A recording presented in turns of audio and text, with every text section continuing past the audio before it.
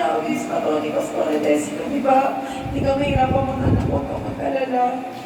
Nag-pray ako. Tapos hanggang sa sunod-sunod na yung nakikinig ako, naramdaman ko. Sabi sa kanya yung Nathan, tawagin na natin yung midwife. Sabi niya naman, pagkano, like naman siya. Tapos yun, nung hiniga na ako doon, nag-pray ako kay Yahweh. Tapos, pinaalala sa akin ng Spirit lahat ng mga advice ni Tani nila ng Spirit. Tapos, nung pag-irik ko, yung totoo talaga, alam ko, lagi akong parang bitin sa hinga pag umiirik. So, yung unang irik ko, naramdaman ko lumabas na yung ulo, kaya alam bitin yung hininga ko. So, sinundan ng isang irik ko ulit. Tapos, nakita ko si Yahweh na nag-control yung baby na umawa.